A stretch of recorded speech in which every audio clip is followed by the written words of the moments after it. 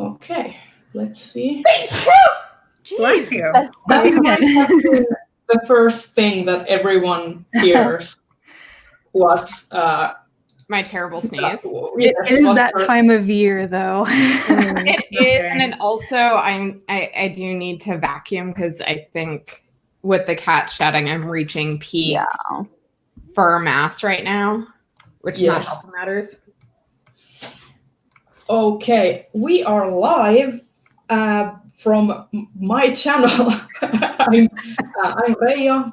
I'm from the channel The Bookfinch, obviously, since you found your way here. And I'm your host this evening in Finnish time, daytime everywhere else probably.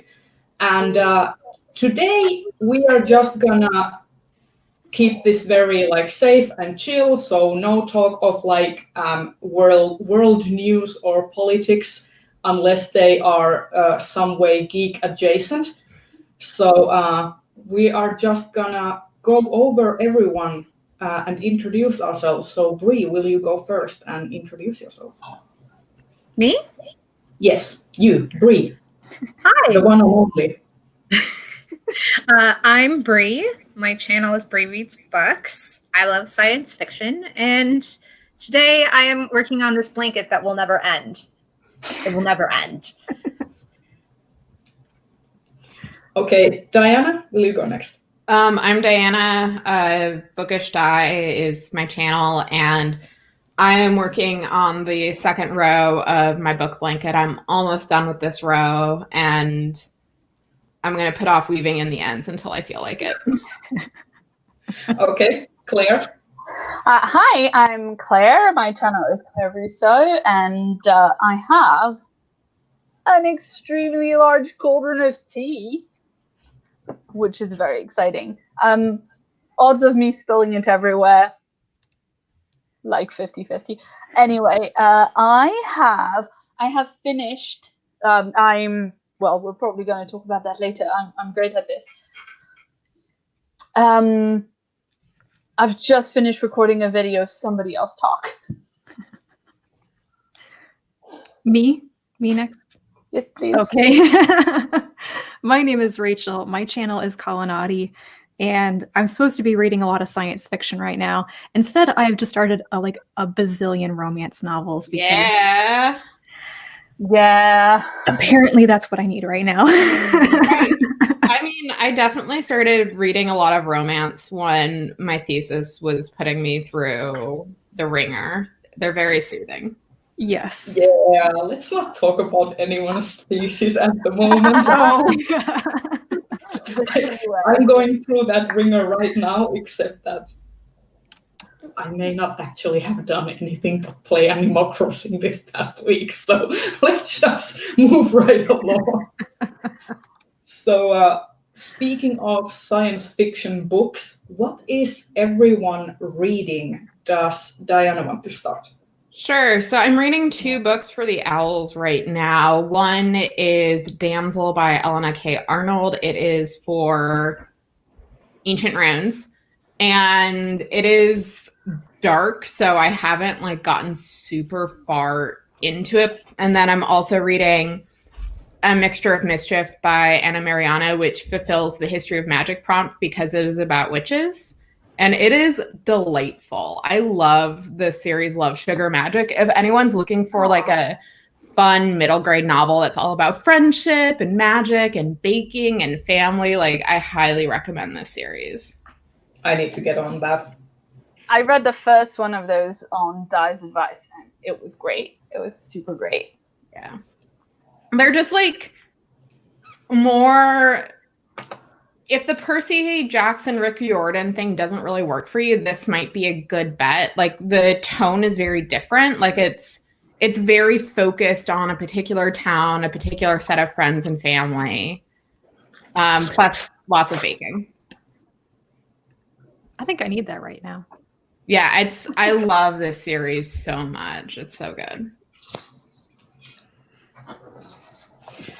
On that note, will Claire continue on?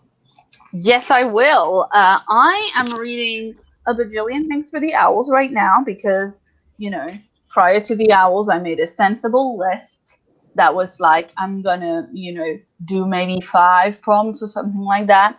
And then, like, of course, 2 days before the beginning of April, I went through and assigned books for every single prompt because I am me.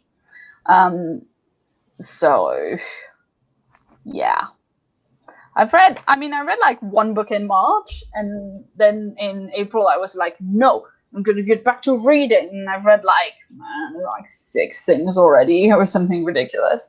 So right now I'm doing the like even smaller readathon, like the Reading Rush weekend thing.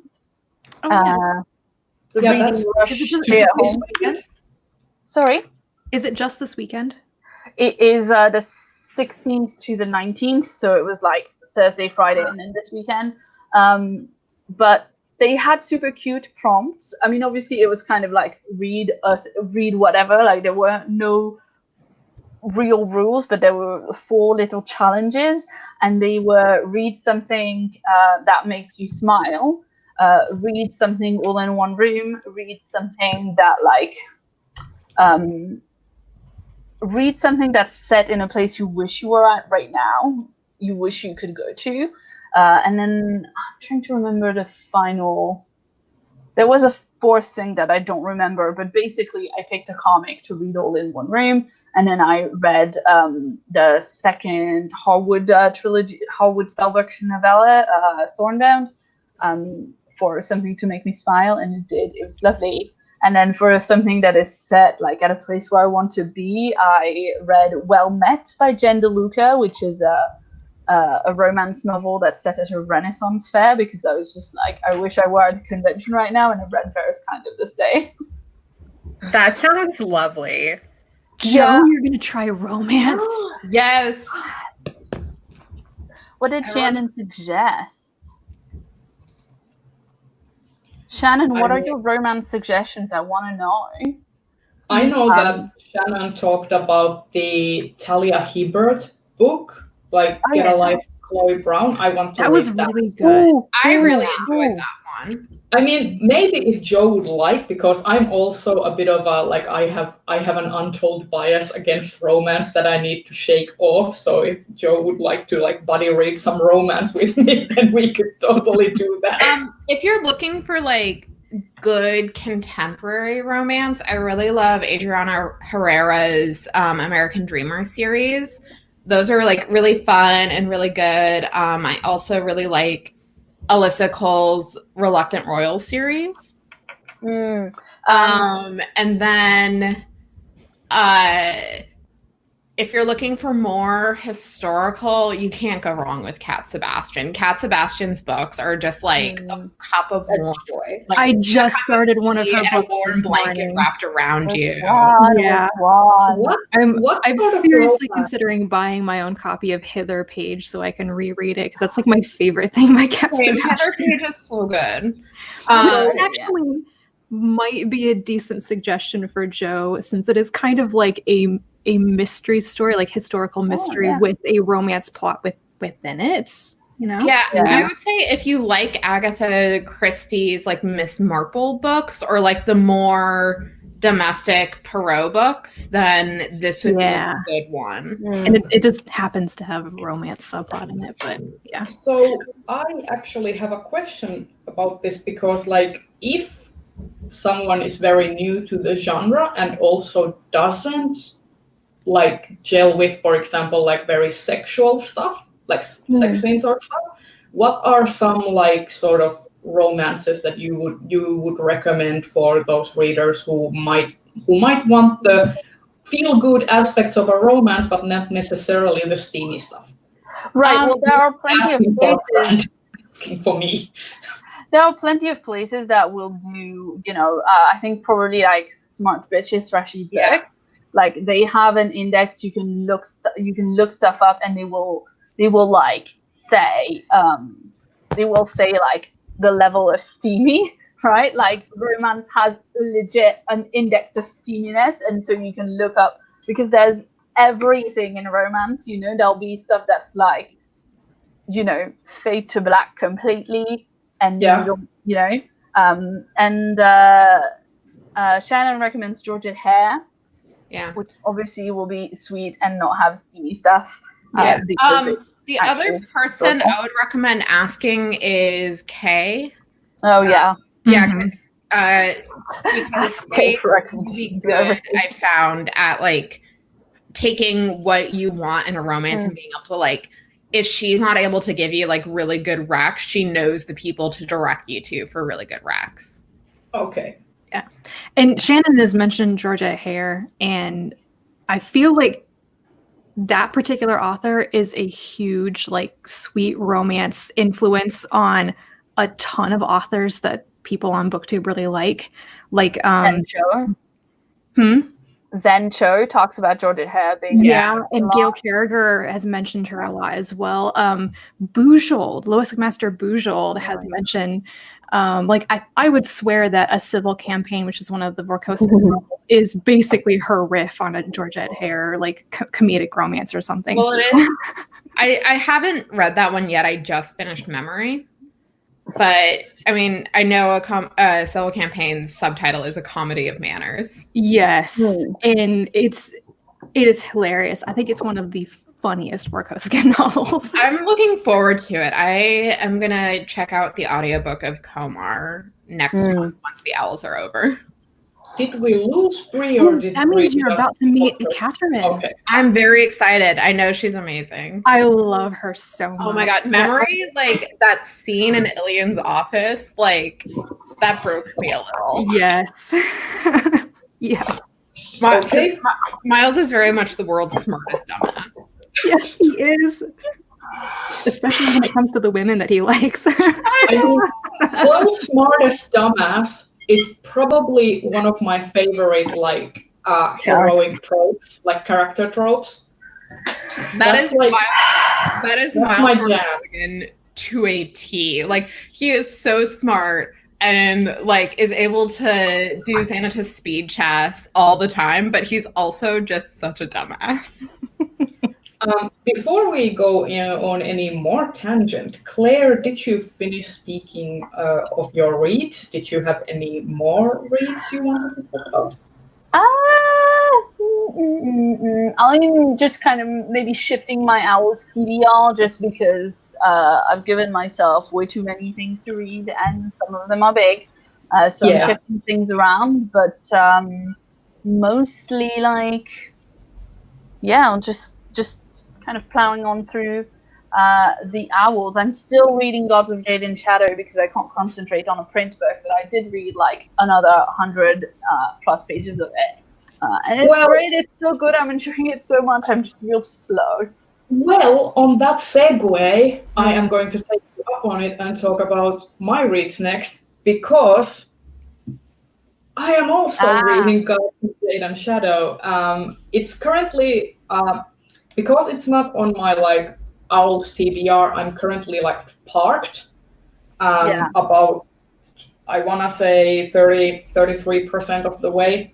And I'm really enjoying it. I don't understand why people are saying that they want more of the Jazz Age Mexico, because I feel like this is a love letter for the Jazz Age Mexico. There's like a whole bunch of like descriptions and like every chapter opens with like these vignettes. It's lovely. I don't know. I'm really like digging this. The writing style and like this might have the potential to be one of my favorite books. Like, I'm really loving the whole Death and the Maiden feel. Yeah, I really really liked Gods of Jade and Shadow because, like, in school I did Latin American studies, and just like you learn about the Mexican Revolution, but it's mostly focused on like Pancho Villa and Emiliano Zapata and like all the battles. And so this was like a nice glimpse of like what happened after that we didn't really cover. Well, and I think Moreno Garcia does a really good job of showing kind of the range of experiences afterwards. Yeah. Right. Like it's not just, you get a lot of like, here's what was happening in Mexico City. And not a lot of like, here's what happened across the country. Yeah. Yeah, and I also feel like it's not necessarily like, I feel like the feeling of the setting and the whole vibe of the Jazz Age is there. I don't think it's like Moreno Garcia's like she doesn't have the obligation to educate No. non-Latino and non-Latina readers about what it's like to be a Mexican, you know? So in that sense, I feel like I feel like this book is kind of like, oh, I'm really digging the vibe. I'm really digging the world, and I want to learn more and educate myself and like go look for like nonfiction about this topic. So I feel like that's a more like important aspect, that it makes you kind of inspired to do that in a sense. There's always this, and I know that I've also kind of stumbled on this rabbit hole myself a couple of times, where there's this expectation that we expect people who are not from our own culture or the mainstream culture to educate us on their lived experience, which is kind of like sure, okay, but it's not their obligation to do that, you know? Yeah, that the burden for education is on yourself and not necessarily on it, especially for a minority group. Yeah. I just trapped. Oh no, it's another rebel. Hello, Void Boy. He's just like, I don't want to be held. Well, you have to make sacrifices for the revolution, my boy.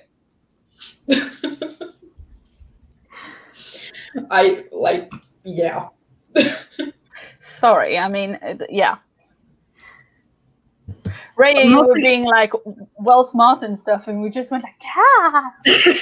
Well, isn't that the whole shtick of our Stitch and Bit streams anyway? Yeah, it's kind of says something and then So one of the other things I really liked in Gods of Jade and Shadow is that there's an ongoing conversation about the different experiences of like colorism and racism within Mexico. And like the different experiences between like, you know, Spanish heritage and like mestizo heritage and how that's seen, which is a thing we don't talk about a lot as part of the dominant culture. Yeah. Look who I also found.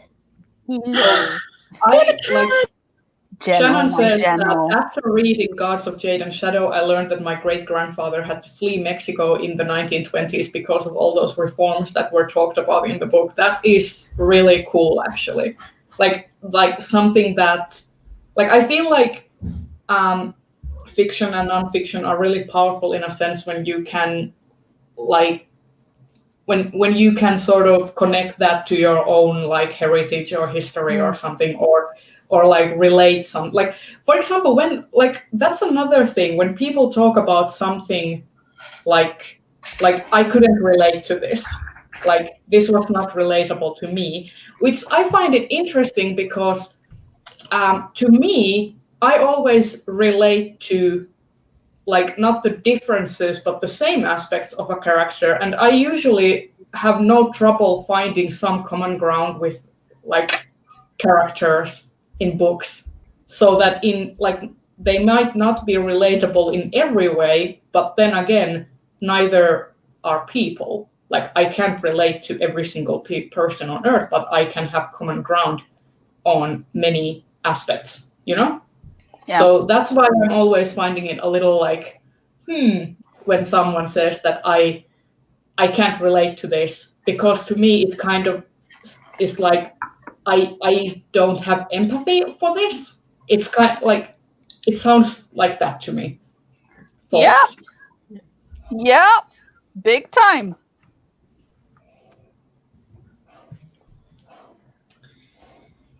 I mean, yeah. This is the silence of agreeing with you. It's just like, I just feel like, you know, this is a well-worn argument, you know, but it's just like how many of the characters you read in books when you were kids were like girls. We kind of get taught to relate to people who are not like us. Yeah, I think for me, with the taught to people that relate, like, my moms are very, very adamant that I would read books with female characters. So I think I was like in a better sense than most. I mean, in Finland, there's this whole shtick of like literature for girls that was coined in like the 19th century by Anni Svan, who did like translations and also like wrote about girl adventures, basically like girls having like these rags to riches adventures and going on trips and travels and like going against the man and so to speak. So in that way, I sort of always have had those kinds of female characters to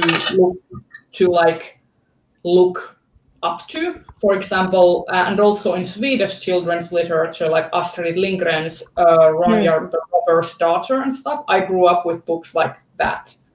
So I didn't really start to notice that until I started reading like fantasy in my like early teens, that I started to notice that all of the things that were being translated into Finnish were by male authors writing about men. Yeah, I mean, I've got to clarify that I read plenty of books that had girls in them when I was a kid. Obviously, it was not always done the best, but it's like I never had like a moment where it was like, oh, it's the first time I've seen myself in books, because I'm like white and middle class, so still like many opportunities to see myself. But I think like the kind of things like when I was a kid, when I was a teenager, especially, coming up on The Hobbit and then coming up on like Harry Potter. The Hobbit has like literally women in it, and then Harry Potter is like obviously got a lot more of them. But then you see, when I was really discovering like classic science fiction fantasy stuff like Anne McCaffrey, which like has women in it, it also just has yikes in it. Much as I adored it and still have a lot of fond memories. Well, Claire, you know that I grew up on David Eddings. Yes, exactly. Me too. I was literally going to say the next thing, Eddings. Like, David Eddings, whose theory of writing fantasy was, oh, you have 10 archetypal male characters, also give them girlfriends. Also, everyone always refers to people from other countries by their race, which on reread was very squeaky. Oh, and, yeah. Eddings is super racist. My neighbors are hammering something, and it's really distracting. There's a Did we lose Claire? Oh no, she looks Claire froze. Uh-oh. Claire was agreeing so hard on David Eddings, her internet froze. Oh, okay, you're back and you're moving again, Claire. Yeah. Sorry, I realized I have things that probably I should have closed, so I'm just closing things. Sorry. It's just the ghost of Eddings obfuscating all critique. Yeah, the ghost of Eddings is like, I just wanted to sell books, man. Well, he did. He did sell a lot. He basically wrote one story and sold it so many times. Yeah, that's true. He was very efficient in that way. But I found, I saw one time, I don't know if you ever had translated into Finnish the Codex of Riva, which was a book of like his essays and stuff. So it wasn't fiction within the world. It was him talking about the writing of the Bulgarian and the Malorian. And it has an essay. The Codex of Riva. I wouldn't recommend it. I wouldn't recommend it if you haven't read it. I read it. When I say I read everything by Eddings, I mean I read everything. Oh, you see, I read the Bulgarian and the Malorian, and then I tried a couple of years later to read one of his other series, and I was like, this is the same. It was one of my first DNFs, I think. Like the reason why I'm always really like, I joke a lot about Eddings. Like I've done like sketches on my channel and stuff about like how I used to like Eddings, and the reason is that I've read so much of his stuff that I feel like I have the right to rag on him some, because you he's definitely taken have the so right. much time from me. So much I like time. somehow missed Eddings growing up. Like I didn't really hear about him until a few years ago. You are one of the lucky ones. Well, and like I did read the first book in the Elenium series, and like I can definitely see why people enjoyed it. Like it's very, like it was quippy and like fun, but also like fucking yikes at a lot of other stuff. But the thing that's interesting, well, I mean, you know, the thing that really quite soured me on him is when I read the Codex of Riva. There's an essay in it in which he talks about how he always, you know, he used to be a soldier, and then he, like, after he was not in the army anymore, he came back and he was like writing these, you know, like literary important books, and they weren't getting anywhere. And he walked into a bookstore and saw Lord of the Rings on the shelf and was like, oh, this old shit is still what?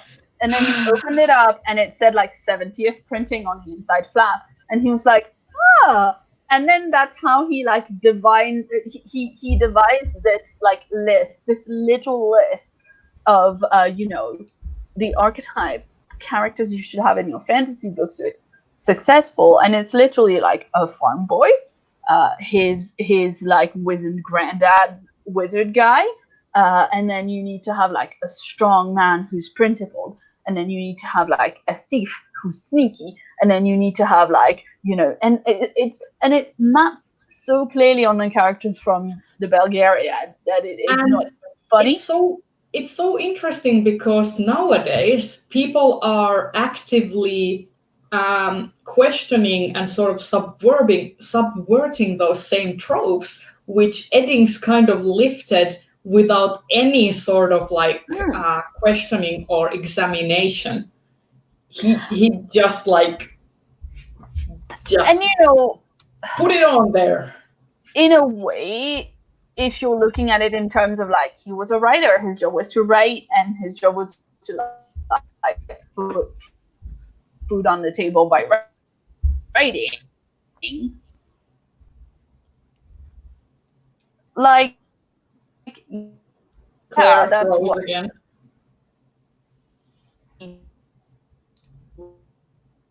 Was very that is a very successful, Andrea thing to but say. also like, it was just Very Andrea thing to say.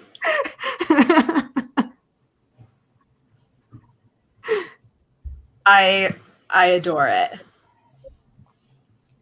I want that on my shirt. Oh dear. Okay. Like I feel like before I let Bree talk about all the books that she's reading, I'm quickly going to mention something else that I'm reading, because we are talking about classic fantasy and Eddings. Something that is better than Eddings and also classic fantasy. I'm currently almost finished with Barbara Hambly's Dragonsbane, which has a middle-aged domestic, like civil companionship couple. What's the word for it? Like domestic partnership. Anyway, they're not married. They're not married, but they're together and they have children and they go on an adventure together, and they're both capable. The other one is kind of warrior type. The woman is a witch.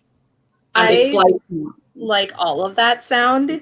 Yeah, and they also don't live together because the female main character, whose point of view this story is told from, dedicates a lot of her time for her witch powers and stuff, which takes her away from her like family. So they have this agreement that that her spouse is taking care of the children while she's away doing her witch stuff, which I find really interesting. This was written in the 80s, like 85 or something. Oh, So wow. like there are some things that are kind of like typical like 80s fantasy-esque, but I still think that this is a lot better than like this has been really good. So I have not finished it yet, but unless something really, really stupid happens in the end, I think that I'm going to continue on reading this series. And with that said, Bree, go on, tell us what you are reading. So I have been really struggling to pay attention to physical books, which is not surprising. My audio read right now is Brandon Sanderson's Starsight, and I am so close to done. I have like an hour left, and then I'm going to be moving on to Sorcery of Thorns, which I like that. I'm going to see if I can make a full pair of socks as I listen to the audiobook. Yeah, I listened to Sorcery of Thrones last month, I think. Yeah, last month, and I really enjoyed it. Yeah. I want to read it, but libraries, man, someday I will get to it. Unless I like, also the cover is so beautiful that I might just want to buy it because it's. Mm-hmm. And then my physical book is A Memory Called Empire, and so I am trying to get it because I really like it. I really like it. It's just like putting my eyes on a page is hard right now. So. Like see me and Rachel do the squeaky, like the jiggly dance. I'm just so excited that A Memory Called Empire is like on all of the awards shortlists this year, because suddenly everybody's reading it and I'm like, I told you so. I'm so happy about it. I'm so happy. Also, I might have shed a little tear when it got on the Hugo ballot because I nominated it. And it made BookTube SFF, and wasn't it also on the Nebula shortlist? Yeah, I think so. Yeah. They're all starting to run together in my mind. Yeah, I was just a bit sad that Gods of Jade and Shadow didn't make the Hugo list, but Well, that is one thing I'm super curious to know if it made the long list for Hugos. Yeah, I really want to see the long list this year. I always want to see the stats really bad, but yeah, we have to wait. Yeah. One thing that I was thinking about is that I recently finished a test for the BookTube SFF Awards, and not to spoil my thoughts too much for the BookTube SFF Awards, but it was possibly not in this book's favor that I read it so shortly after A Memory Called Empire, a book that actually addresses being a minority inside a colonizing state, because the test is real bad at that. The test has a protagonist who is a second-generation immigrant, like first-generation born citizen of the country, and boy, it fails to address that. Yeah, I'm gonna be honest. The more I get away from it, the more I'm just like, the test is full of racist nonsense.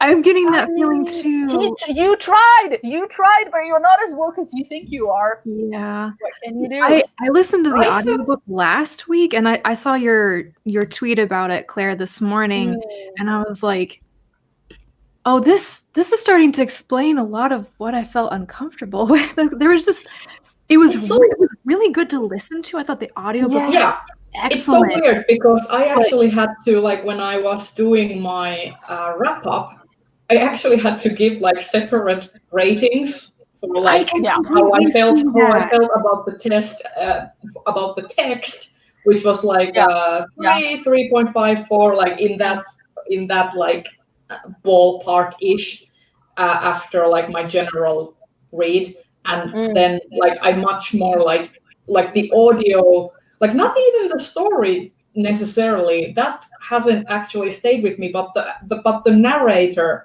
has stayed with me. Like I feel like I want to listen to more. Yeah, I feel like I want to listen to more things narrated by that.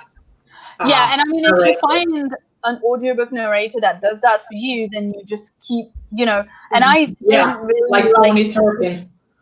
Well, like Adra Ando for me, I've literally bought like Get a Life Chloe Brown because she narrated, and I was like, yes, more Adra Ando for me.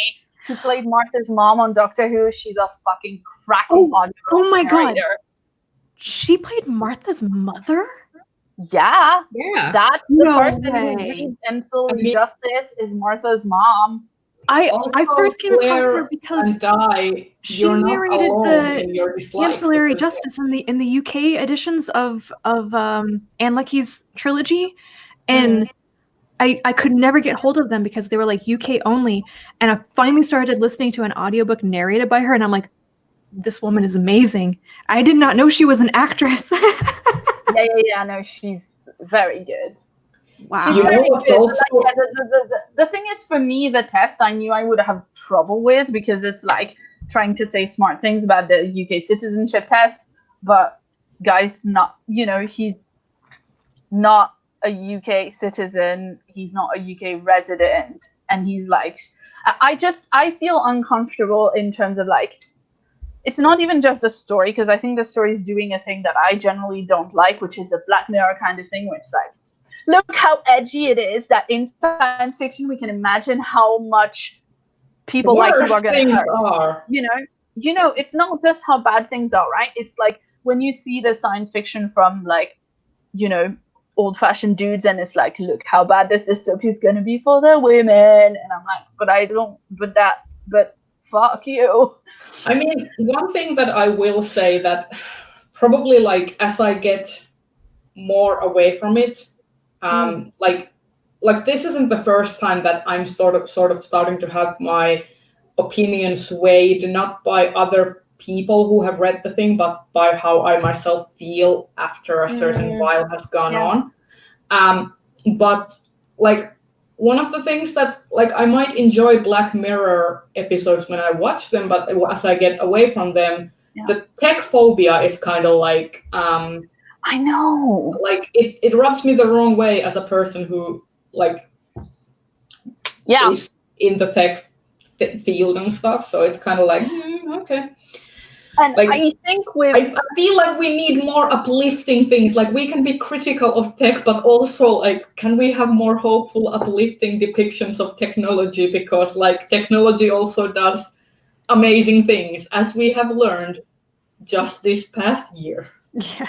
Well, and the thing also with something like the test is that it's kind of hard to talk about because, if you're going to talk about, like for me, there are problems, I think, with the execution of the story, because I agree. When I tweeted that thing, there's a line in the test where it says like, well, statistically, people trust cops, and people who don't trust cops must be criminals. And I'm like, well, that's a very white take.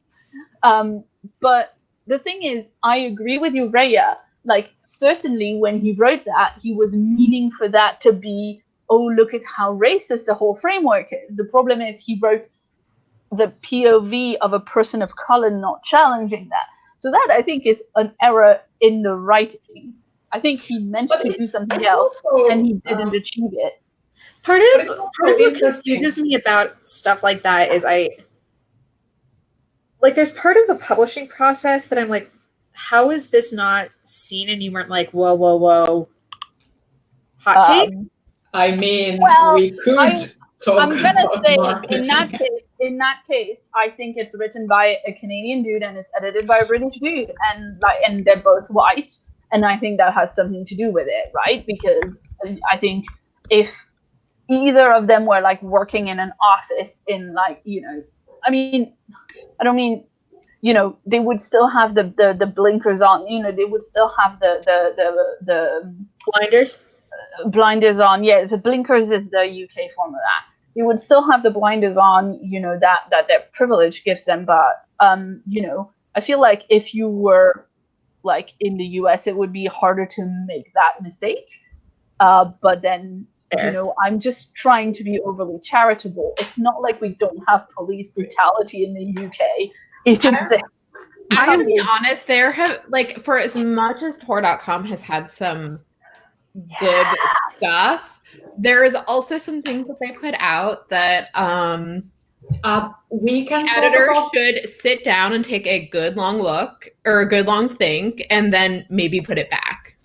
Yeah, we can actually talk about that thing a little later, but Rachel hasn't talked about her books yet. Oh, sorry. Rachel, I am. so what have you been reading? What am I in the middle of? So I started one of Cat Sebastian's romance novels this morning on a whim, and of course I picked up the third and final book in a trilogy because I can never tell. Oh, is it her first one? What's it called? Something Deception. I don't remember the name of it. Okay, tell me the character archetypes though. The woman who has escaped to be a recluse in the countryside, and she actually writes risque novels, and she doesn't want to talk to people, and she has anxiety, and then she bumps into the angsty lord who owns the estate that she's renting, and he just wants to build railways and solve engineering problems, and he's devastated by the death of his brother, and they're gonna, I don't know, be good for each other. Anyway.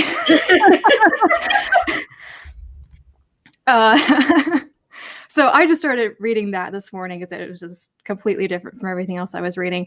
I'm also about halfway through on The Right Swipe by Alicia Rai, which is a contemporary romance novel.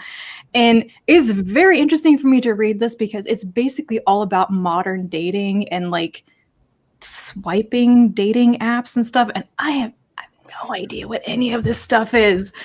And it's kind of challenging to read because the one of the main characters, the woman, she's a business person, you know?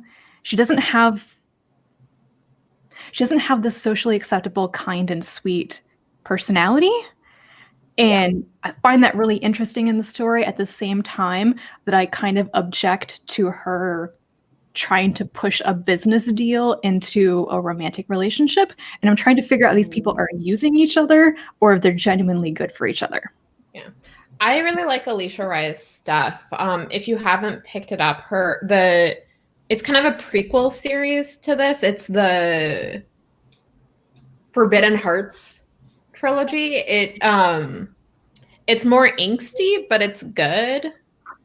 And one of the main character in The Right Swipe, Rhiannon, her brother is the hero of the third Forbidden Hearts book. Oh, yay. Interesting. Yeah. Well, I picked up The Right Swipe. So Shannon commented she got it checked out too. I have also heard mixed things about it. I picked this one up specifically because I was talking to Kazen from Always Doing about like what I actually like and don't like in romance.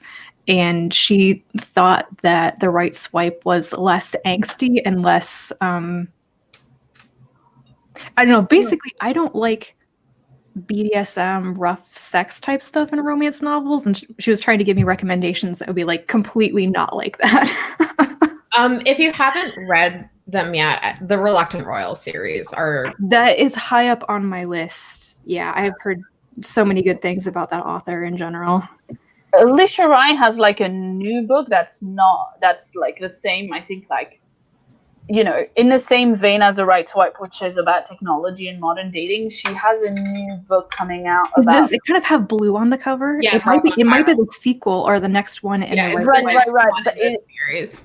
Yeah, that's it. And it's like you know, when, you know, one of those like tweet thread that go viral. Yeah. Where, like, someone sees, you know, oh, here's a hot lady and a hot man on a plane, and they're talking, so they must be falling in love. It's a me cute.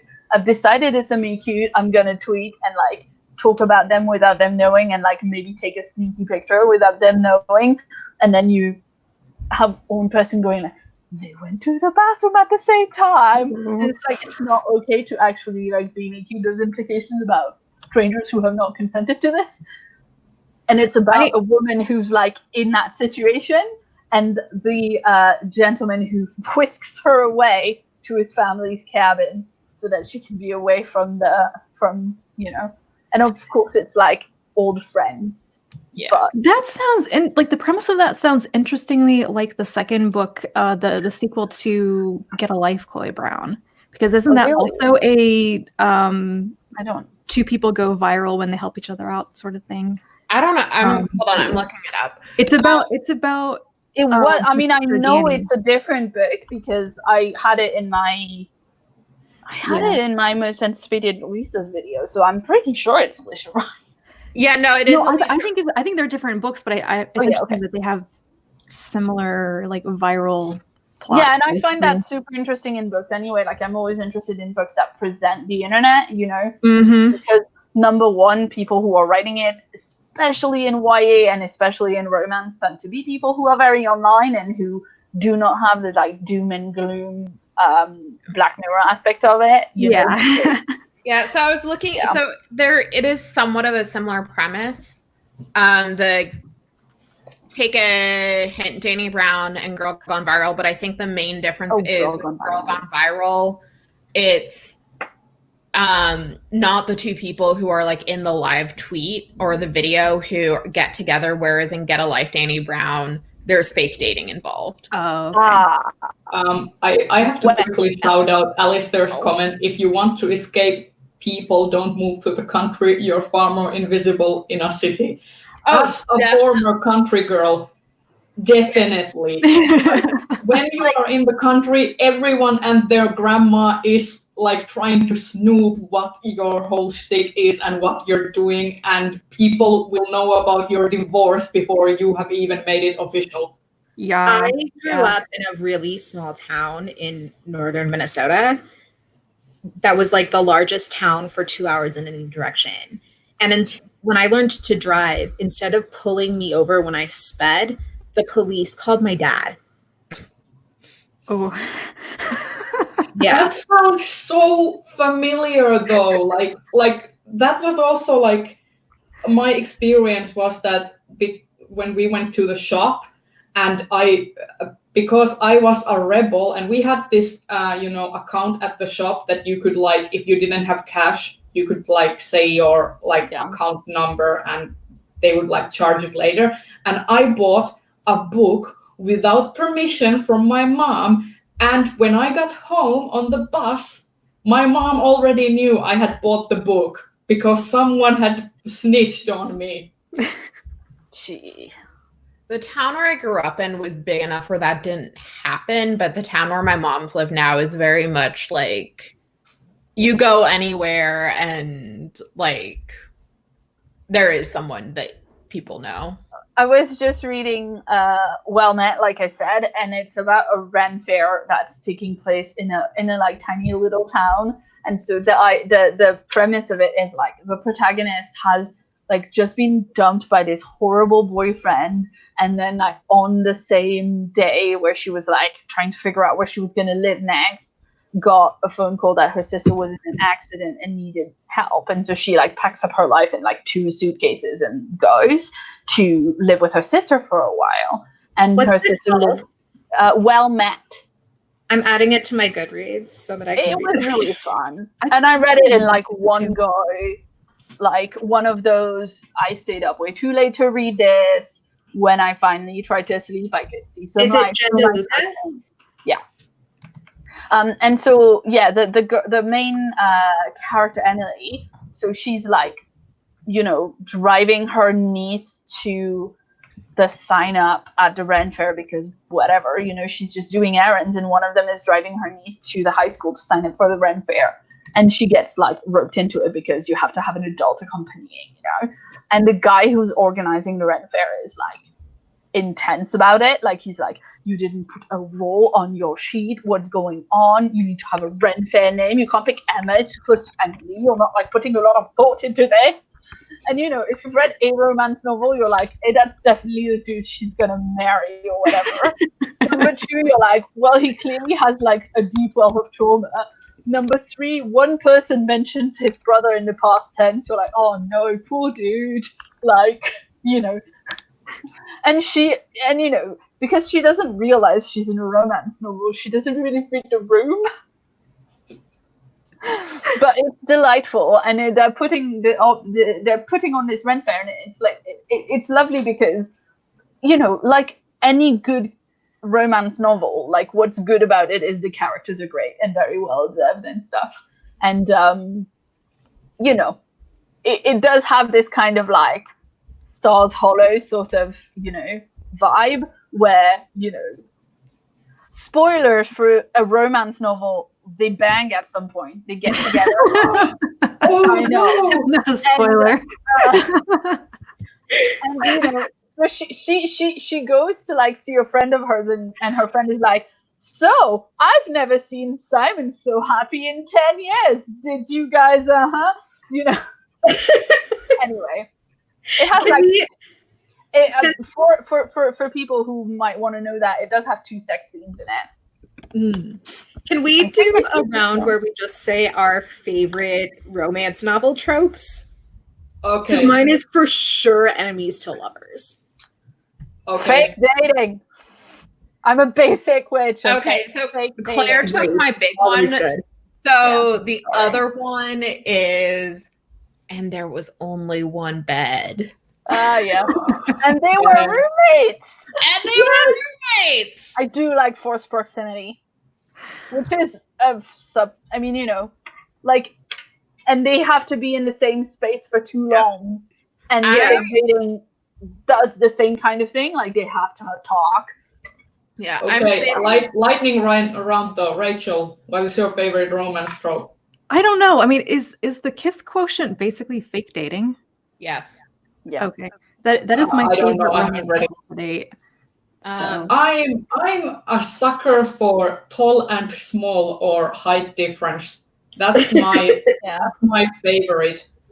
I recently binged Beastars on Netflix, the first season, which I would highly recommend. It's basically like Zootopia for adults, about this animal society, and it tackles a lot of issues that Zootopia doesn't tackle in very interesting ways.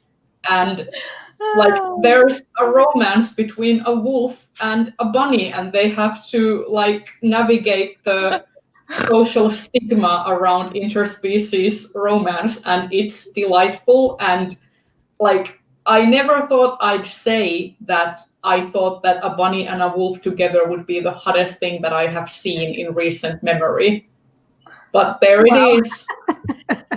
Okay. Listen, I've been on the Tumblr blogs of the crossover between the like tall and small, and I don't know where it falls on the furry spectrum, but slightly. I've been on the Hobbit Tumblr art journal, where it's like, but what if on top of tall and small, Thorin is also a fawn like Mr. Tumnus? And I'm like, you guys also James McAvoy as Mr. Tumnus, same age as I did. Anyway, funny story from the other day, Claire, when you posted about Sexy Robin Hood from the Disney. Yeah. Okay, Zach had gone off on me the other day because I said that I thought that Robin Hood was sexy. Everybody does. I know, right? Robin Hood is sexy though. Like Robin Hood is sexy though. It's just this weird dichotomy of me being like, "Ooh, Zootopia is fantastic. Ooh, Robin Hood is fantastic. Ooh, Beastars is fantastic," and then it's like, I'm not a furry, but there's this whole, like my whole fandom experience is like, this better not awaken anything in me. In other news, I've also been watching Community for the first time ever. Nice. Wait, so did Zach think that you were the only person who thought the foxes were hot in Robin Hood, and was he like, you're a weirdo?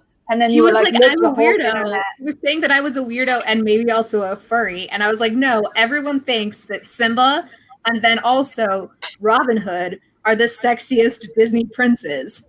No, I will say that the Beast is the sexiest Disney prince. Simba has when the Beast turned into a dude and you're like, the fuck is this basic ass dude? I know. Bad. Yes. Like, can we go? Like, even Belle has that moment that weird when she's like, this like that moment. Like, can we go back to like a couple seconds before? This is Flynn Rider erasure. That is true. We like a rogue. Flynn Rider is the sexiest human Disney prince. There can be many Yeah, categories. I will give you Flynn Rider. Actually, I will give you Flynn Rider. And in terms to of be fair, not, like, Simba is Disney the males who are Disney not prince. Disney princes, David from Lilo and Stitch. David's pretty I- hot, yeah. Like we won't discuss the whole ickiness of Pocahontas as a concept, but I was always Team Cocoon because Cocoon just had that something. I always She was forget that very Christian Bale strong and voiced a manly. minor character in Pocahontas. I was too little to, yeah. I've not seen it since it like first came out or whatever, so. Yeah. It doesn't Somebody stand wants to see to the Stitch rewatch. No, I get category. that. I get that it doesn't. Yeah. Didn't Lindsay Ellis do a video essay at some point about? I mean, she did a lot of Disney ones, so probably. But that's the Pocahontas content I've consumed recently. So. Okay, Saliha S says, not sure if you've done this already, but can we see the stitching? We haven't done that, but we can do a quick lightning round of everyone showing and telling what we're doing, starting with Rachel, because Rachel hasn't gotten to start yet. I'm knitting a gigantic hoop. Are you making a sweater? Ooh. Is the hoop turning into something? This is the beginning of a boxy sweater by Joji Locatelli, and it is a 60-inch diameter circle that I'm going to knit for 16 inches before it looks like anything. Oh, the struggle. It's a good thing I like working stockinette in the round. Stockinette in the round is my favorite, just because it's mindless. Yes, yes. Okay, since you already unmuted your mic, Brie, you can go next. Okay, I am making a blanket. It has, see if I can show, like these varying, it's in moss stitch and it has these varying yellow and orange colors and eventually will fade to all orange stripes. That looks nice though. I really need to make something more in moss stitch. I did a little shawl this month and I was like, that is really fun to do. Mine right now is double moss stitch. Moss stitch, I can't, like, moss stitch is, it's hard for me. It's like, I don't know which one moss stitch is. it's Is it knit knitting? one, purl one forever. Oh. Oh god, I hate that. Yeah, I'm no, sorry. I'm sure it looks nice. I just don't like changing around. Right now I'm doing ribs that are tutu and I do not like. I have to do 10 centimeters of them and I'm not looking forward to it. yeah, I'm doing double moss stitch for my book blanket. So like, It's looking really cool though. The Yeah. texture is really nice. The texture's great. I love So that's the texture tutu? of moss stitch in both knitting and crochet. It's just so nice. Yeah. So I am like more than 10 books behind on this book blanket. Well, that's a tradition. Yep. Everyone always falls behind. Well, also just like, Yeah. I normally will knit this during D&D, and because we're doing virtual D&D, it's like harder for me to knit while also doing. I don't know. It's complicated. I thought you were gonna say because we took a break from D&D this week because we're doing this tonight I mean, and I'm doing some Claire, I'm also in like 2 other D&D games. Yeah, no, I did in fact know that. But yeah. I wish people invited me to D&D games. I'm forever alone when it comes to tabletop role playing. All like I feel like I have the reverse touch of Midas when it comes to like role playing because all my groups die when I join. Like everyone is so inspired like when we like create the characters and then suddenly nobody has the time. And then it never goes anywhere. I mean, to be fair, time is hard. And I swear it's because I'm in the group because like It's a lot not of because you're in the group, Rhea. It's not because you're in the group. Time is just like nonsense. Yeah. I promise you, it's not Yeah. because of you.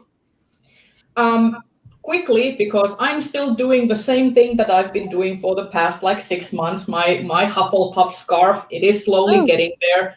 I'm still doing it. Okay, Claire, next. Okay, so I just finished the back of my cardigan the other day. So I can't wait to see this.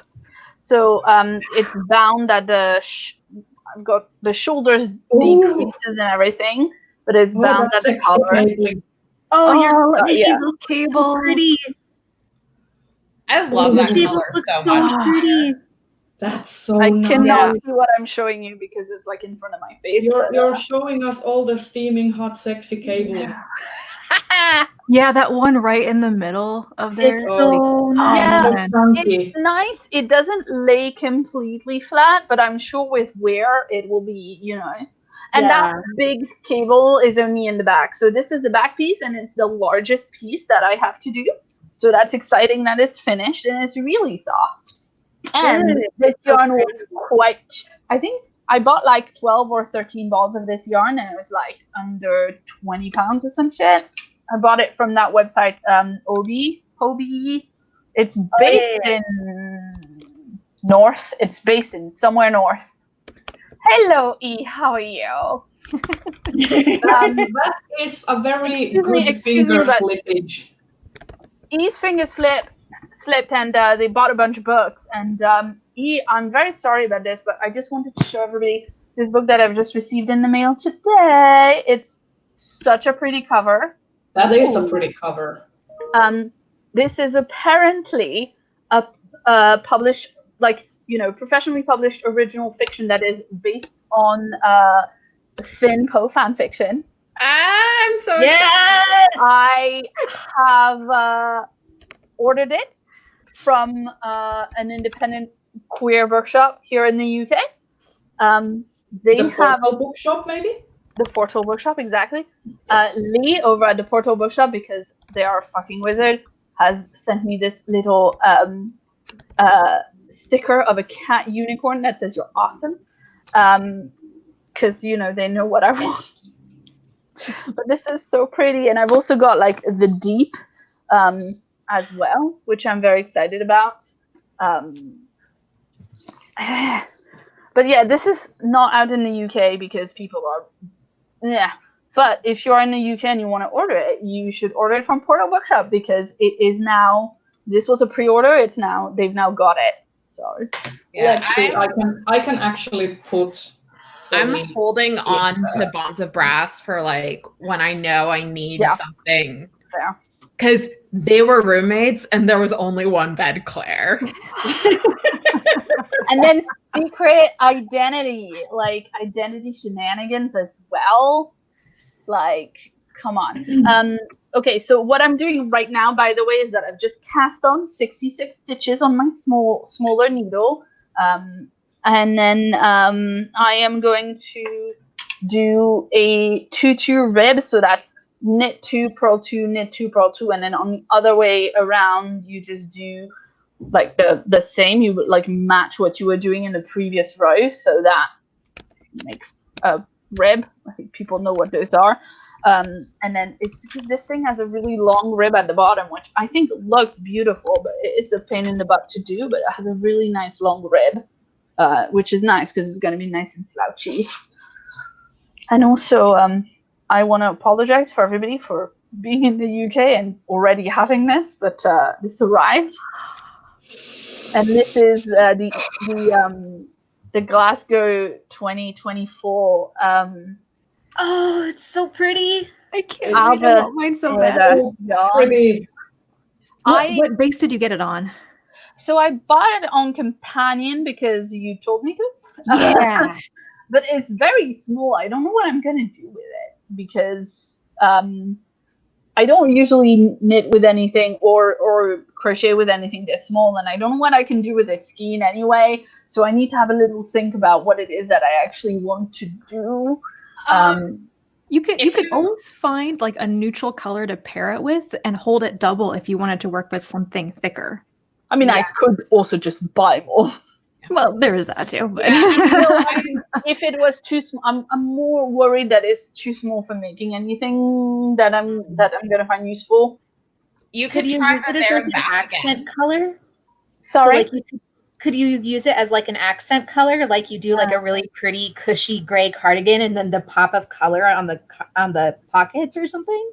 Yeah, maybe. I mean, Maybe. I find with is because is that fingering? Yeah. Yeah. I do shawls.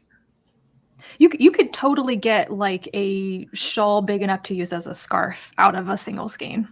Yeah. Yeah, Okay. Claire, the there and back again pattern that you did, that's good for that weight of yarn. Yeah, but I didn't do it because I found it too hard and I kept losing my place and I kept doing it wrong.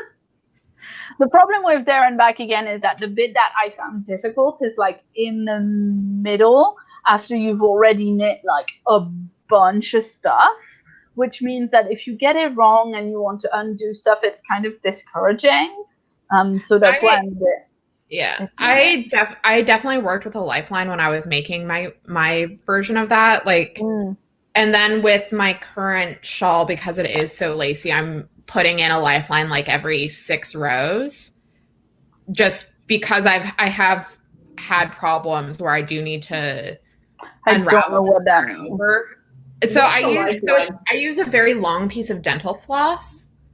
Hold on. Let me find that project and I'll see if I can. So that you don't drop stitches? Hold on. Yeah, you would thread it through the stitches. So that went through your stitches in an entire row so that when you rip back, you don't have to pick up. Oh, I mean, I guess it's good for ripping back, but I was going to say, because I don't really have a problem with dropping stitches. I just do it wrong and then... I have a problem with dropping stitches. Show me. Yes, so it's hard to see because this is very fine, but I use a piece of dental floss, and once I'm done with, I normally will do it on a wrong side. Like after I finish, because the wrong side for this is just pretty much all pearls. So once I finish a wrong side, like I said, about every 6 rows, so I'm going to need to move this up. I'll thread the dental floss through, and that way if I mess up on a future row and I do have to unravel, it's less stressful for me because this is so lacy. It's hard to unravel and go back without it being a mess unless I have a lifeline. Yeah, fair enough. I learned that the hard way with this scarf because normally I'm not always super diligent about using the lifeline, but I found with that particular project, I need to be. I started doing lifelines. I did a Star Wars scarf in double knit. And so with switching back and forth between the colors, using the lifeline was fantastic. Could you give me the pattern or tell me where to find that pattern, Bree? Yes, I can do that. Hold on. Let me see if I can find it. But yeah, Claire, I find with knitting something like the there and back again scarf, having the lifeline made it a lot easier for me and a little less stressful because I knew I would have that thing to come back on in case something happened. Yeah. I might have to steal that technique because I have this there's even a couple of holes in this scarf that I'm currently making because I dropped a stitch and then was too lazy to rip the whole row and correct it. But if you drop one stitch and it's a basic stockinette or whatever, you can just use a crochet hook to carry it up. Yeah, I know, but it's it got to a point where my friend pointed out that there was a hole in it, and now I can't unsee it, even though it's literally so minuscule that no one else probably would see it. But now I know it's there. I will have to see what I can do about it later. So we have covered, it's about the half time of our show, and we have covered all the currently readings and the stitchings and stuff, and now we can let Di and Claire out of the cage and talk about a book that has to do with the recent tangent that we have about marketing and maybe not examining some content in a thoughtful manner. So let's talk about Docile. You told me this was a safe space, Rhea. Has anyone Renee in the chat just going, oh, Sorry, we're all talking at the same time. Has anyone actually read Docile? I haven't read it yet. I I've think only at some seen the point I might marketing just frame. give in, get raging drunk, and live tweet it. I am this close to just taking it off of my TBR entirely, based on what I've heard. It has a lot of really graphic sex, Yeah, and by sex I mean rape. Oh, Yeah. well, Yeah. okay, yeah. So, no. like, that's touching on what Claire said. One of the main there's a lot that is bad about Docile, but like a Renee big is in part. the comments and she's like, "Oh no." But like a big part of it for me is just how the book has been marketed, because Tora's been marketing. It's like, oh, this is a sexy anti-capitalistic romp, no consent under capitalism and everything. And then when you actually deal with the book, it is basically slave fic, like pro-pub slave fic. It's not. Before we continue, I will link an Own Voices review by Monty Price to the chat, so that if you want to see a person who's actually read the book and has like really interesting thoughts. That's a really good idea, Rhea. I will post it in the chat as soon as I find it. So continue. I would say, based on what Renee just said in the comments, I am not reading this book. Yeah. Renee says it's very graphic. It upset me, and I've read absolutely filthy fan fiction. So, the thing is, right, they are trying to have it both ways. They're trying to be like, this is a queer book written by a queer author. This is like, look at my sexy characters, make them smooch and whatever. But at the same time, they're trying to be like, this is a deep commentary on capitalism and, like empowerment and stuff. And it's like, but you need to pick one, because trying to do both makes it very uncomfortable. And I think, I don't want to I don't think it's useful to ascribe motivations to like the author or whatever, because,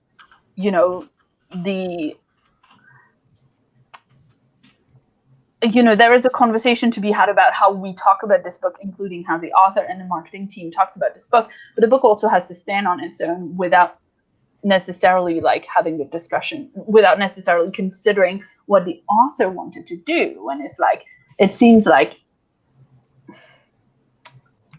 whether or not the author wanted to do something that was problematic in terms of race, which I'm sure he didn't.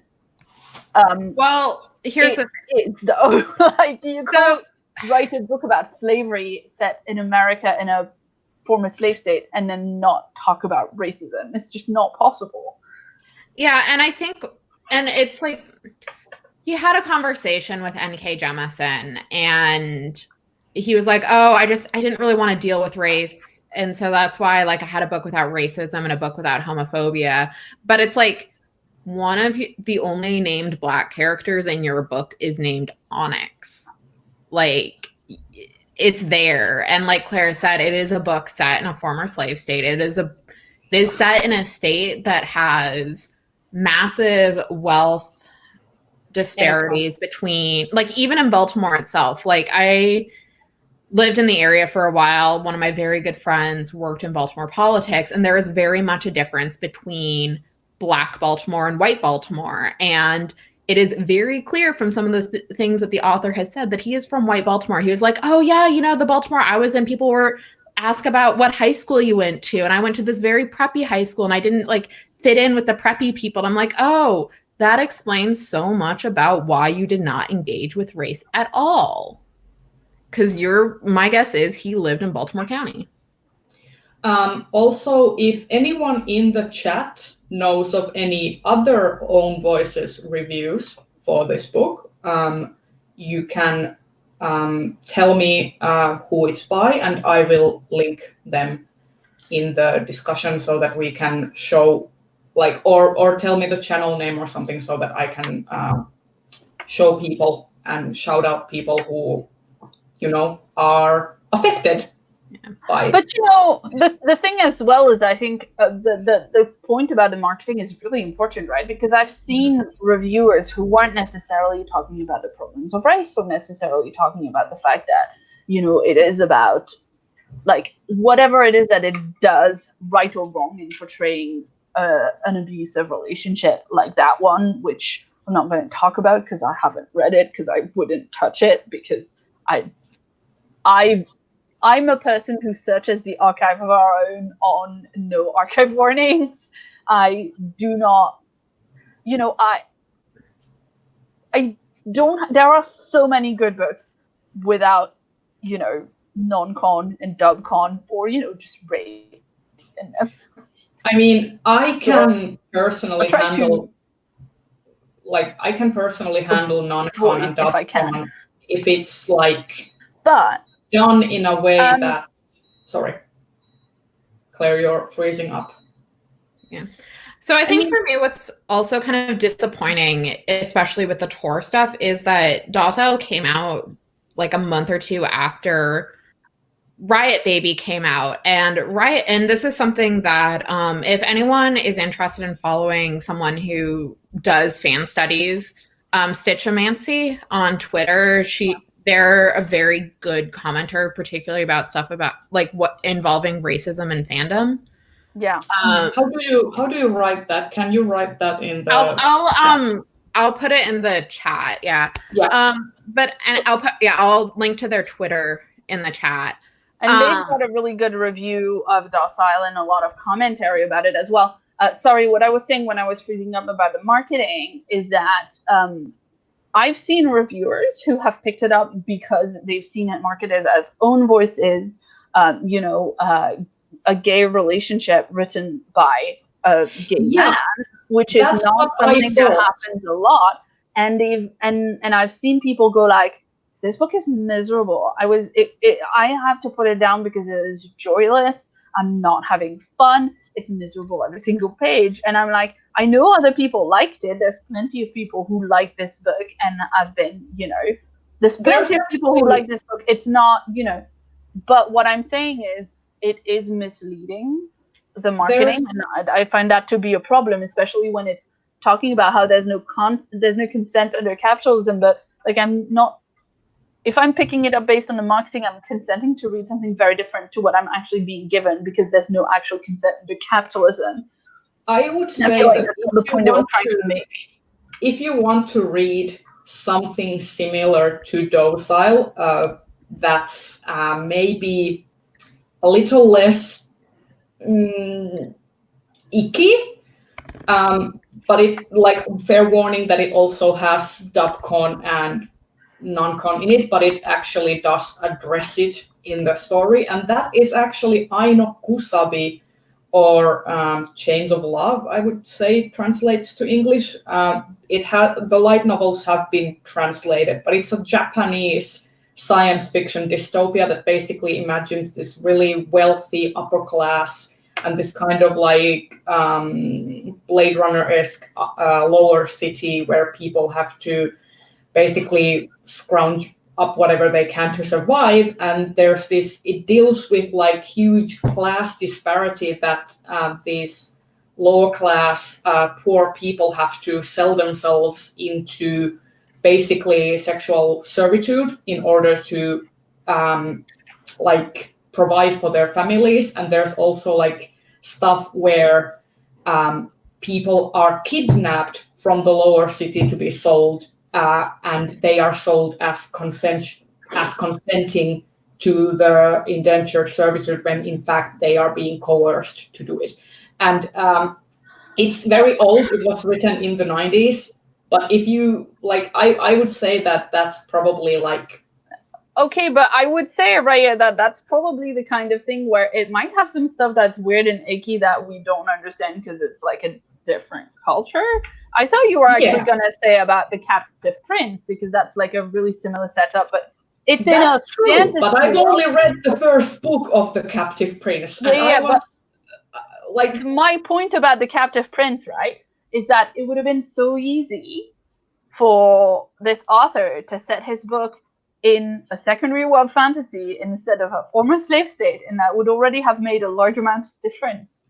I would still not have wanted to read it. But like, I'm just I mean, I know made- Wasabi is also a secondary world sci-fi.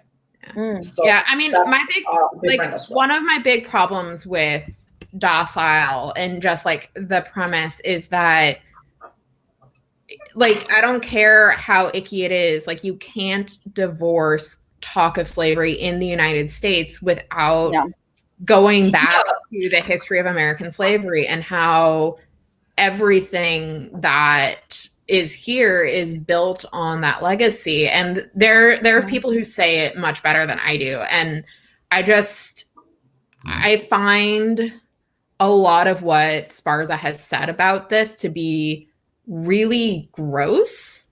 And like not even just like talking about the non-con and the dub-con aspect, but just like the racial aspect is really, really bad. And it just shows a huge blind spot that when people of color point out that blind spot exists, they either get there's either like nothing said or like no acknowledgement, or people will say, oh, you're just not analyzing the text correctly. And I'm an English professor and that makes me sad. And it's like, I'm kidding. I want to put a pin on that because as clearly, first of all, we haven't read the book. So I would want to discuss something that we actually can't, because we can't really discuss the content other than from hearsay, which sounds pretty bad. But I want to talk about the actual marketing and the decisions behind the marketing and the idea that what kind of responsibility the publishers and the marketers have when they are pushing a book as aggressively as Docile has been pushed. Like, I have not seen a marketing campaign like this, of this magnitude, in a relatively long time. Okay, so first of all, I want to point out that this is a Tor.com publishing title, and Tor.com publishing publishes mostly novellas, and Docile is one of their few titles yearly that's actually novel length, and it's a chunker, so production cost, and it has an actual print run. Some of their novellas are still like print on demand, so they have a much higher ahead of publishing cost, so they have to promote it more heavily. The other thing is, I will say, they have fuck all responsibility. They're a corporation. They're here to make some money, and they will sell you the book in whatever way they think that they will sell you the book. I think it is a bad idea for them to conduct a marketing campaign that is so deceitful, because it does make me question what it is that they're going to tell me about. The next book that comes along that they're telling me is a fun, sexy, queer rom. Like, I'm gonna stop and think about, is it? Because I think the marketing for Docile is outright deceitful. And I have a problem with that as a consumer. And I think as consumers, we vote with our wallets. That's the only thing we can do. And like Renee says, the tagline is really upsetting, saying like, isn't capitalism so bad because we can't have consent? But I'm like, but you're also lying to me. I mean, the whole tagline was actually the... Sorry, who was talking? No, you go ahead. Sorry? Go ahead. Okay, I just wanted to say that the whole tagline for me was what got me interested in the book. It for me, like the cover design from a visual standpoint looks kind of like a sort of like it's depicted as a kind of sexy, stylized, like a highly stylized cover with this character that has no features, like they are blocked out. So it's a very statement heavy cover piece, like a cover art. And with the tagline, there's no consent under capitalism, you kind of like are expecting a certain level of dismantling of those ideas of consent and of capitalism. You are expecting those to be the core themes, which, from what I hear from reading reviews and watching reviews on BookTube, that has not been the case. And that is probably why the backlash has been so heavy on this Has book. it? Yeah, I feel like it has. I feel like the backlash, like The they're backlash is like a number. Like I've not. Or am I in an echo chamber of I Twitter think- right now? I think so. I think know. it is a bit of an echo chamber because I think there's a number of people in the same circle who have significant problems with Docile. But like if you look at the reviews on Goodreads, if you look at the really excited tweets Tor.com publishing is retweeting, like there are people who are like, But oh, this they is also, but they also would not retweet negative tweets. But Yeah, again, like there's a very I've not been tweeting about it at all, and there's a very it's a nuanced, difficult issue. It's not easy to have a relatively large following for a person on Twitter, and I'm a straight white girl. I can't go around criticizing a book by a debut queer author that I haven't read. I have a responsibility. Probably also super frozen right now because y'all are frozen for me. But yeah, like was I frozen and am I back now? Yeah. You're back now, but I could hear your point. If that makes sense. I have a Okay, deep cool. concern with the idea that like Tor.com, I think, has gotten a reputation for being a fairly like racially, LGBTQ aware publishing imprint. Because a lot of the novella stuff features that, and it concerns me that this, like, no one in that organization that has been getting a reputation for that people are trusting for that, sat down and said, hey, maybe something about this isn't right. Or at least no one in high enough listened to whoever said that to make anything happen. yeah. Publishing, man. Very much so, yeah. Yeah, Publishing has issues.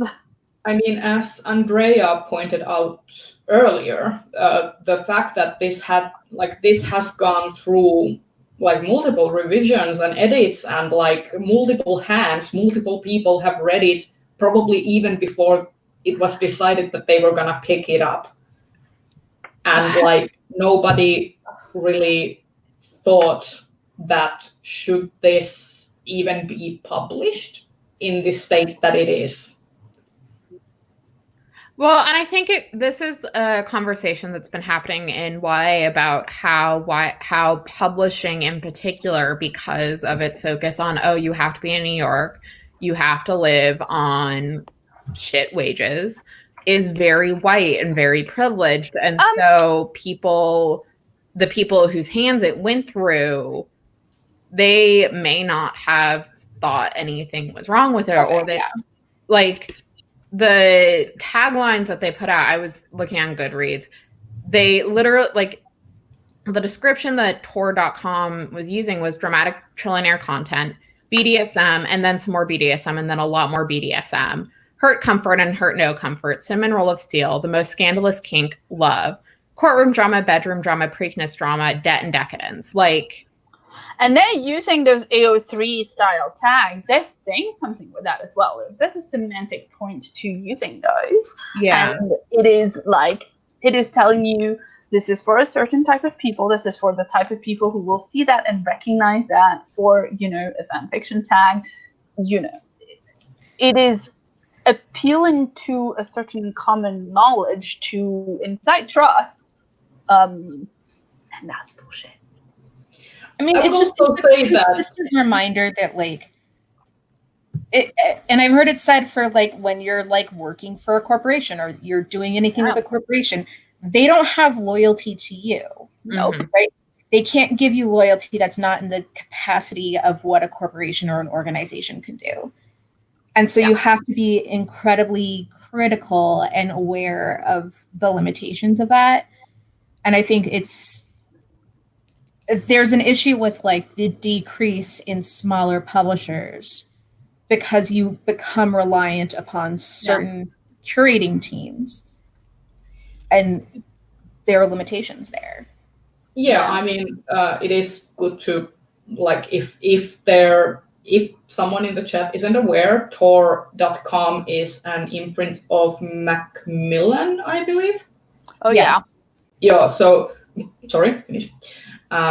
So Macmillan is a huge publishing house that, like, for example, there's another conversation with what that we can have, like going on all sorts of tangents here, that Tor.com, for example, is like an imprint that's like in the past and like is marketing themselves as like a LGBTQI plus race positive, all the things positive imprint, but Macmillan as a larger house may not actually share all of those values, or like I'm sure try to- Macmillan will have imprints that are like just straight up, this is a right-wing imprint.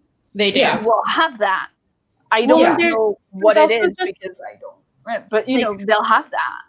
Yeah, but I mean, it's important to like be aware. Yeah, no. That when we are praising Tor for being really inclusive and stuff, there's also that sort of elephant in the room, is that Macmillan is the like big honcho making the profit, and they may put money on some causes that you may not, or some projects that you may not endorse. But I think my big problem with Docile and Tor.com's handling of it is that they have built this goodwill of being this inclusive publisher, of publishing things like Riot Baby, which is excellent, of publishing J.Y. Yang's Tensorate novellas, which are also great, and Murderbot and everything.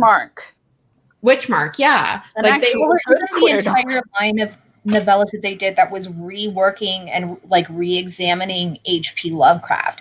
Very intentionally, an entire line doing that. Yeah, so like built this goodwill on being more inclusive and publishing these really good pieces of literature examining race and class and intersections of oppression, but then they throw all of this marketing money on Docile and do it in a really deceptive way, and that's what's just kind of so frustrating about it, because for me, like, if they squandered a lot of the goodwill I had towards that, like specifically that imprint, not Macmillan. Macmillan has been on my shit list for a while, for different reasons. But they squandered a lot of goodwill. I'm going to be pretty much looking at whatever the editor of Docile did and most likely avoiding it, because I don't trust him as an editor to think critically about the works that he's acquiring. Do we know what's the editor who worked on Docile? Carl. Engel Laird? Yeah. Yeah, like they squandered a lot of the goodwill I had towards them, and the marketing in and of itself is just so god awful. Like, I don't have words for how disgusted I am with their marketing department. Yeah, I mean, if you were to do a comparison, let's say, with another Tor.com published novel, let's say, Gideon the Ninth, which also had a big marketing push, but the actual like marketing scheme for Gideon the Ninth wasn't as like obtrusive as with Docile. Because it told you more of what's in the book. I didn't have to hide it because it wasn't as gross. It was it was an easier sell. Yeah. Yeah, and I was gonna say, and Renee's pointed it out in the comments, is that was also Carl Engelard was Yeah. Gideon.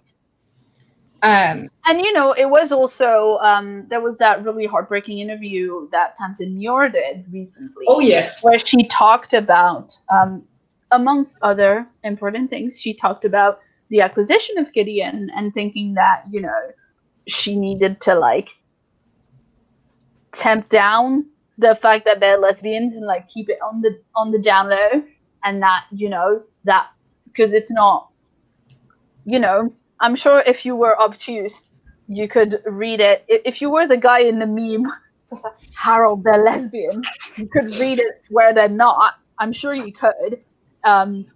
But, she was talking about how happy she was when they were like, no, we're just putting space necromancy lesbians in that's the marketing. The whole marketing is like lesbian necromancy in space. And that they didn't have to hide it, and I'm that's valid, that's real, and that's why it's such a fucking complicated, nuanced issue. That's really difficult because people are talking about this, like people are just either saying it's excellent or it's terrible. I'm not saying a lot of like nuanced, actual, there are things about. It's very interesting to me also what this has to say about the relationship between how we see capitalism as this bad guy and capitalism is capitalizing on being the bad guy.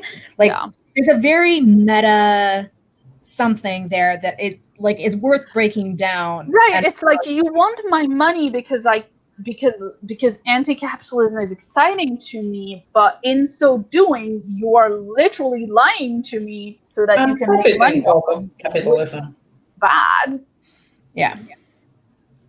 Well, and I think it also talks to a real misunderstanding of what anti-capitalism is, specifically in the context of American society, and like what people are raging about in America when they talk about like the system is broken is like the way we talk about capitalism is not the same as a lot of other places in the world. Just kind of. And the way you talk about socialism too.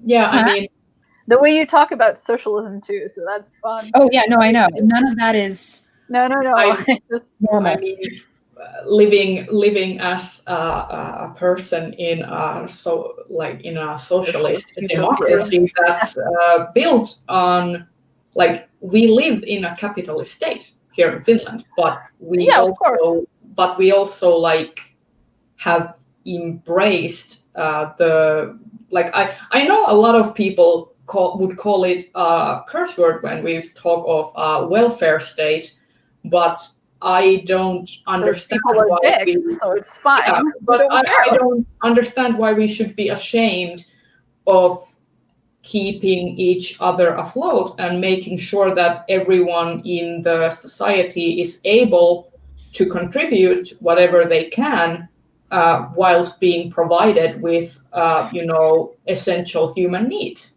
Like that isn't that to me is not something that should be frowned upon. It's something that should be applauded. Yeah, I mean, something prosperity gospel, something the relationship between religion and economics in the United States. Yeah, you have to like. There's a whole like messed up Victorian remainder of like the concept of deservedness. Well, which is just a poison. I would also argue that a lot of it is, again, tied to racism and the legacy of slavery, which, circling back, is why there is like a fundamental world building problem with Docile. And also, I mean, we talked about not going into politics unless it's geek adjacent, but since we're talking about Docile, this is already geek adjacent, right? Yeah. It is geek adjacent, as you should. That.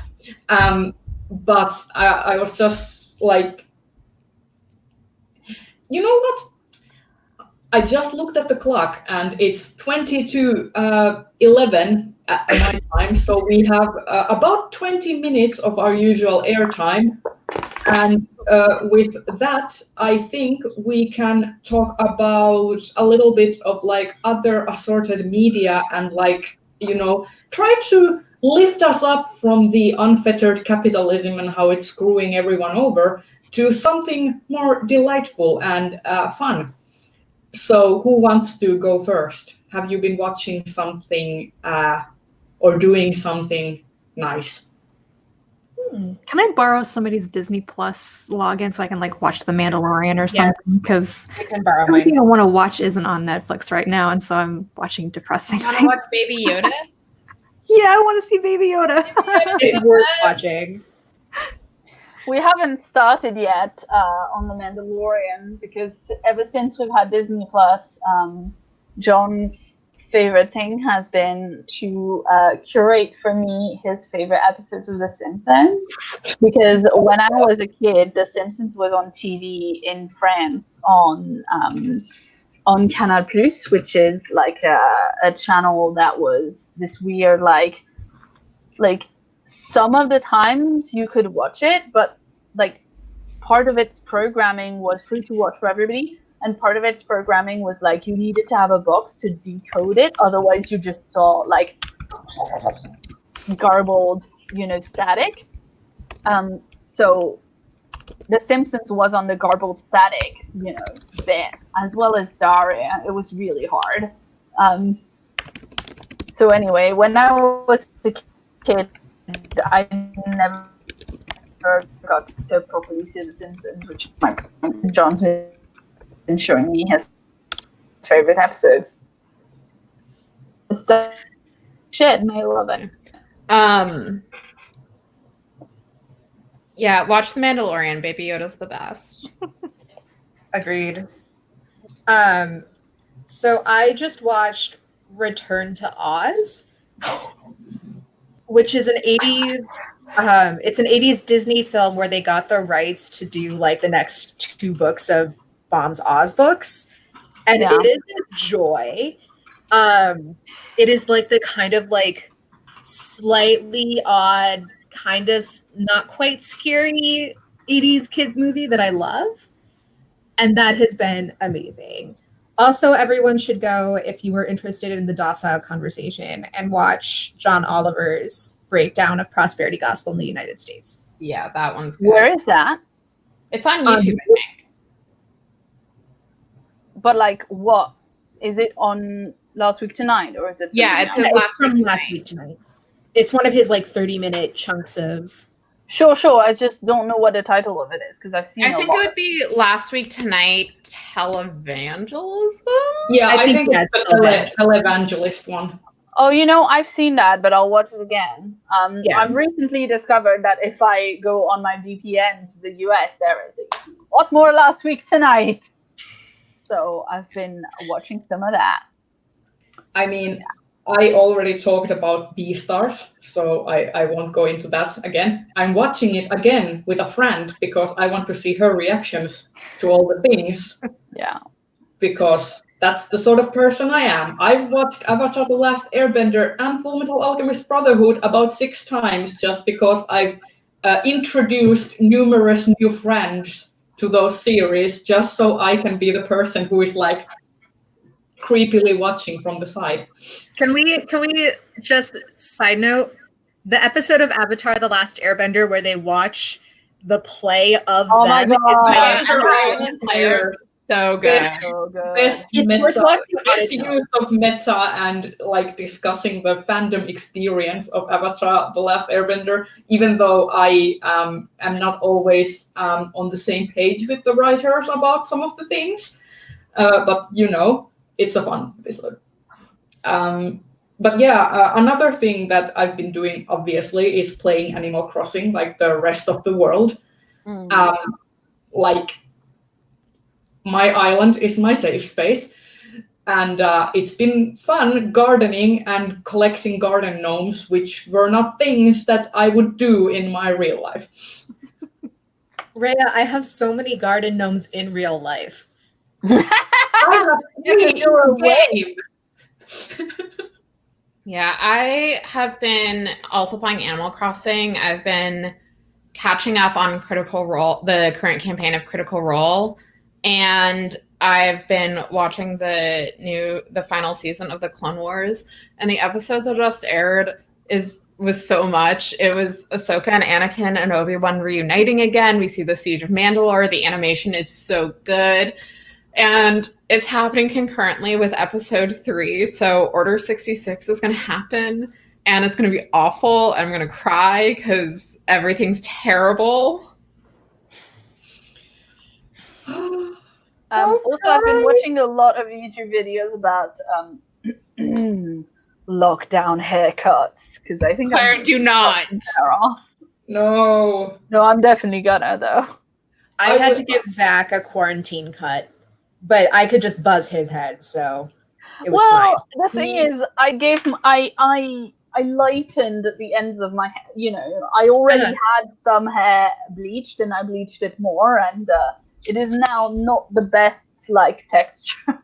It's real bad. Yeah, but Joe, watch the first Full Metal before you watch Brotherhood. Watch the first one. I will say, Joe, watch the first 20-ish episodes and then move on to Brotherhood, so you will get the best experience without ruining some of the character portrayals for yourself by watching the original adaptation, which goes to shit up in about the halfway mark. You mean once they don't have the manga? Once they don't have the source material to work from. And like Shannon, also a lot of Bon. Oh yeah, I've been watching a lot of Bon Appetit Test Kitchen as well. I would die for Clara from Bon Appetit Test Kitchen. I would like to say that Brad with his order. I have to I try not to rank people in the Bon Appetit Test Kitchen, but top 5 are Brad. You literally sent me a ranking the other day. Quiet, Claire. Don't use that word again. Number 1. I really like Chris though. Nah. I love Chris. I love Chris. He's the one I'm who on you board should with temper Claire the number chocolate. one. I've loved him ever since then. Chris is outside of my top 5. My top 5 are Claire, Brad, Sola, Gabby, and Rick.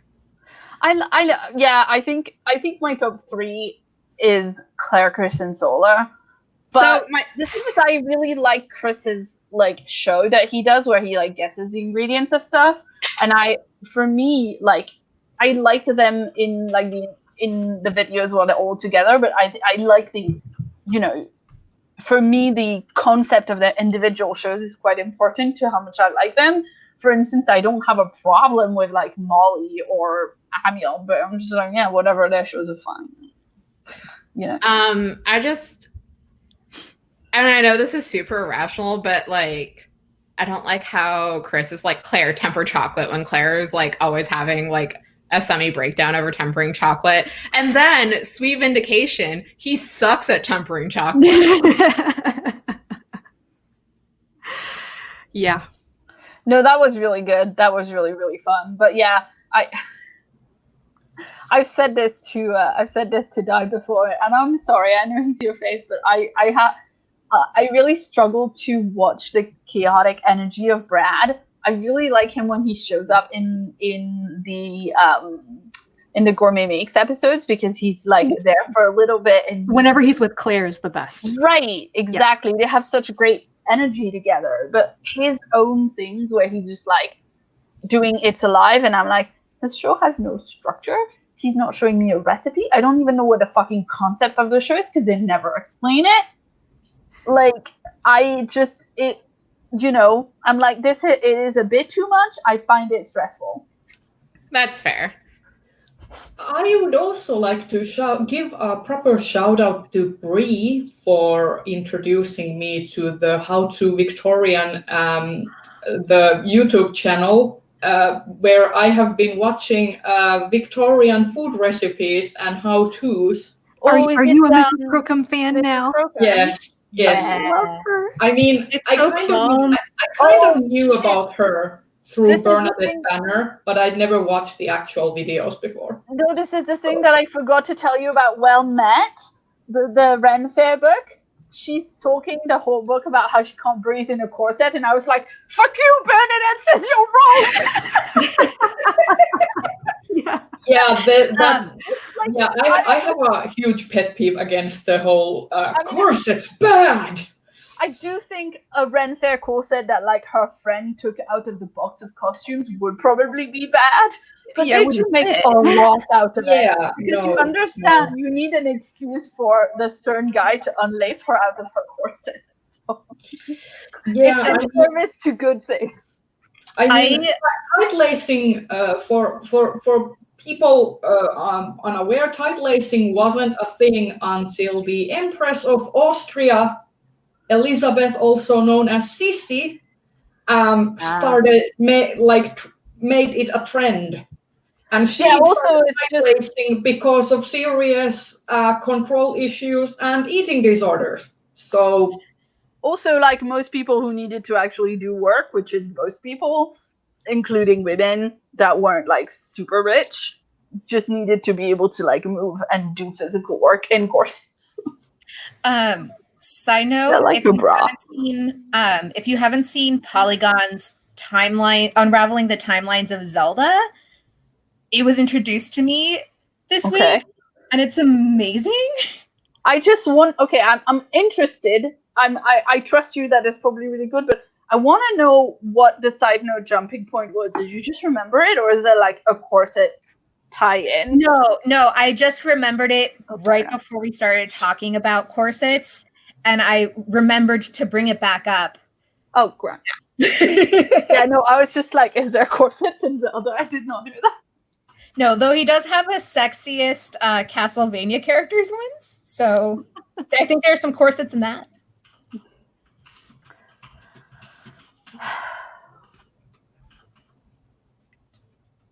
I don't play video games. Except Animal Crossing. Except Animal Crossing. Okay. Does anyone else have anything media related to discuss, or will we go into the plugs? I will recommend one thing before we move on to the next section. For the crafters and knitters and sewers in the audience, if you want something super relaxing to binge watch, Katie Green's Green Bean podcast here on YouTube. It's like an ASMR experience, but without the awkwardness if you don't like ASMR. And I have been literally just rewatching her episodes on repeat during all this stuff recently, and it's extremely relaxing and of interest if you're like a knitter or into handmade wardrobes and such. So when I am done here, I'm going to be watching her new episode, which premiered during the middle of this. Okay, so we are about 6 minutes from closing this stream, if we want to be punctual. So let's go around and plug all of our stuff, starting with Brie. With me? Yes, with you. You Why start. do you keep starting with me? I've We love done you. rotation. I've done rotation. You're awesome. So you can find me as Brie Reads Books on a bunch of different platforms. Mostly I do, of course, YouTube, Twitter, Instagram. And coming up this week, I should have a rant about Tiger King because that felt like something that felt good to rant Nice. about. Nice. So you're angry about it? Yes. Mean, if you're not angry about it, you're doing something wrong. So I feel like a lot of people are angry and or like different things about this show. Like I feel like it's one of those things where like it's interesting no matter what, but some people who are very wrong are taking the wrong lessons out of it. That's what I've heard. Yeah, I mean, the amount of Joe Exotic fan T-shirts that have popped up on all of my T-shirt shops yet. is I like, haven't seen this, but I'm pretty sure you're not supposed to be a fan of that guy. yeah, no. Marie, would you actually recommend watching it? I don't think it's worth the time, but I'd rather spend my time with something that either actually examines the role of like animal abuse and poverty and like the criminal justice system or I would much rather watch something with an actual plot. Yeah, okay. I would say that if you want a good take from the whole roadside zoo cat perspective, Jackson Galaxy of all people did a very good video. Jackson About- Galaxy is a joy and a treasure. Yes. Jackson Galaxy taught me the thing about blinking at your cat, and that's been highly efficient. So Yes. You also have he sometimes also blinked at me. sorry. Jackson Galaxy also taught me how to catify my apartment so my cats don't fight. Oh, that's cool. Yes. My cat sleeps and nothing else. So Okay, so Brie has Tiger King coming up. What else? Where else can we find you? On the Twitter, on the Instagram. If you're mostly here for science fiction and fantasy stuff, I should be having a review of Sisters of the Vast Black up soon, as once I get the motivation to actually film it.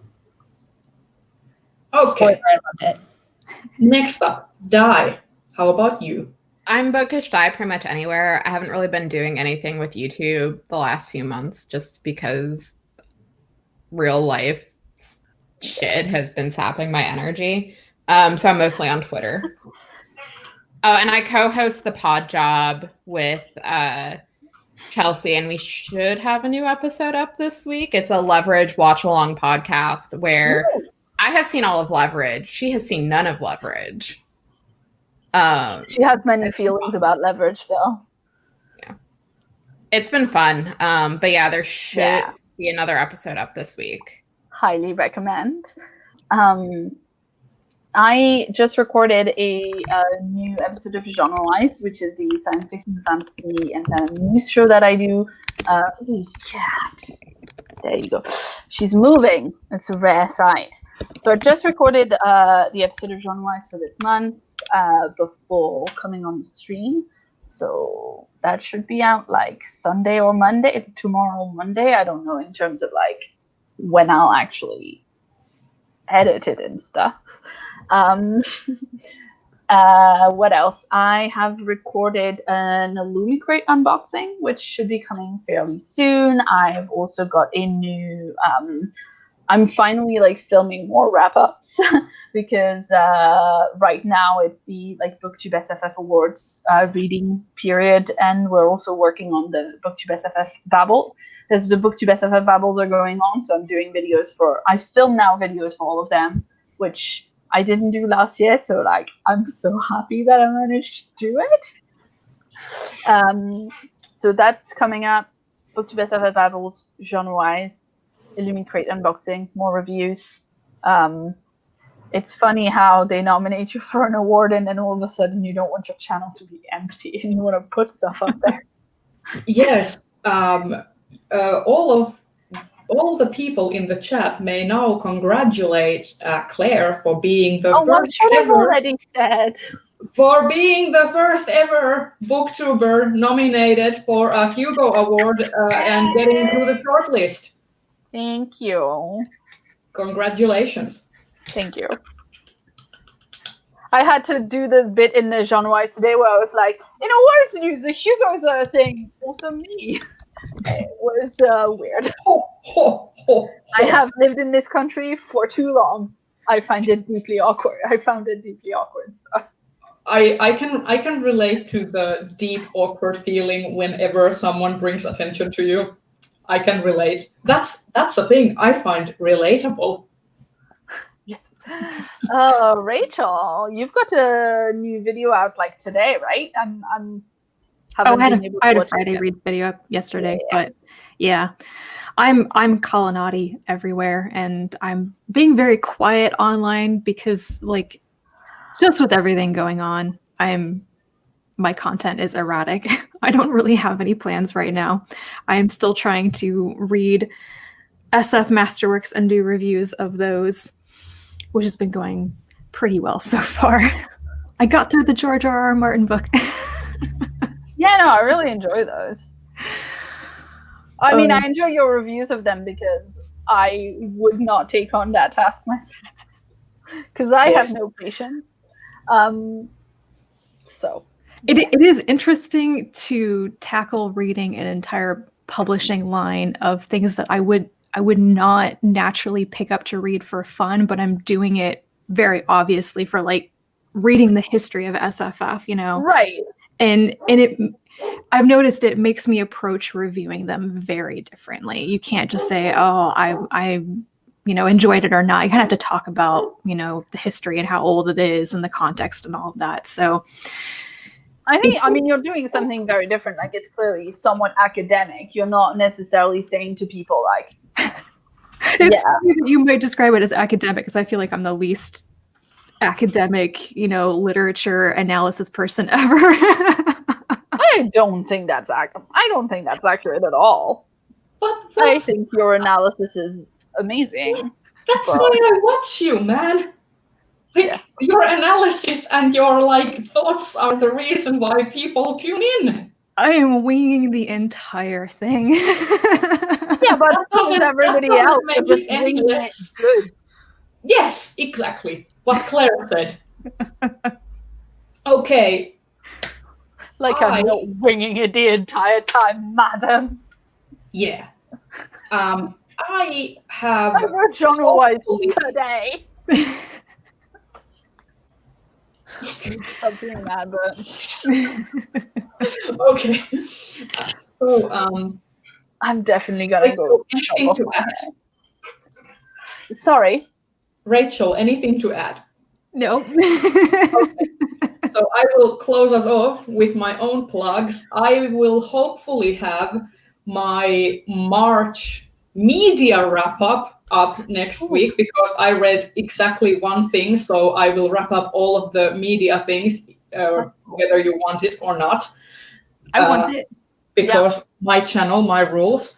And hopefully, I'm also starting up a reading vlog of this. I'm taking a page from Jerry from Onyx Pages, because she did excellent a reading vlog, reading short stories and reviewing them in the vlog. So I'm kind of taking a page from her and trying to get away from my short story anxiety by actually documenting the reading experience. And maybe that way I will actually read it. Oh, that's so cool. Yeah, I was kind of wanting to, I mean, I have How Long Till Black Future Months. I was kind of wanting to pick up. I've heard about it a lot, but I've never actually read The Ones Who Walk Away from Omelas, and I wanted to read together, Omelas. Yeah, I know, I'm sorry. To read Omelas together with The Ones Who, is it The Ones Who Fight and Stay that's in this collection? Anyway. I'm so excited for that. I'm intimidated by this project because in my head I think about it as a Rachel level project, even though it's tiny short stories. Okay, so we are now finished with the stream. Whose channel is the next stream gonna be on? Was it Rachel or Bree? Bree comes before me. Bree? It's Bree's channel. It's Bree's channel. Okay. So the next stream in May will be on Bree's channel, and we will be notifying you of the dates once we have those ironed out. And yeah, I hope you had a fun time and continue to have a safe and chill weekend. And we will see you in the next one. Bye-bye. Bye. Bye.